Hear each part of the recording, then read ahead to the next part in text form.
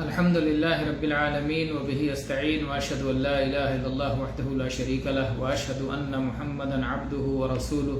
اما بعد رسول اللہ صلی اللہ علیہ وسلم کی سنت یہ تھی کہ صلاۃ فجر میں آپ لمبی تلاوت فرمایا کرتے تھے، اس لیے کہ یہ وہ صلاۃ ہے جس میں رات اور دن کے فرشتے اکٹھا ہوتے ہیں، جیسا کہ قرآن پاک میں اللہ تعالیٰ نے ارشاد فرمایا وَقُرْآنَ الْفَجْرِ إِنَّ قُرْآنَ الْفَجْرِ كَانَ مَشْهُودًا، کہ فجر کی تلاوت، فجر میں پڑھا جانا وہ پڑھا جانا ہے کہ جس میں فرشتے حاضر ہوتے ہیں، اور نبی کریم صلی اللہ علیہ وسلم عام طور پر فجر میں لمبی تلاوت فرمایا کرتے تھے، لیکن بسا اوقات آپ نے مختصر تلاوت بھی کی ہے۔ چنانچہ صحیح مسلم کی حدیث جابر ابن سمرہ رضی اللہ عنہ کی فرماتے ہیں ان النبی صلی اللہ علیہ وسلم کان یقرأ فی الفجر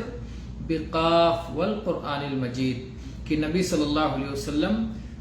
صلاۃ فجر میں قاف والقرآن المجید یعنی سورہ قاف کی تلاوت فرماتے تھے، اور ظاہر ہے کہ سورہ قاف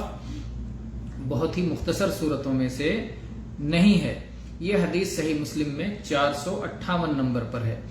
اور ایسے ہی ابو برزہ اسلمی رضی اللہ عنہ بیان کرتے ہیں کان رسول اللہ صلی اللہ علیہ وسلم یقرأ فی الفجر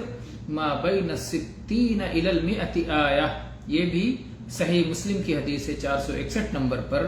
کہ نبی صلی اللہ علیہ وسلم صلاۃ الفجر میں 60 سے 100 آیتوں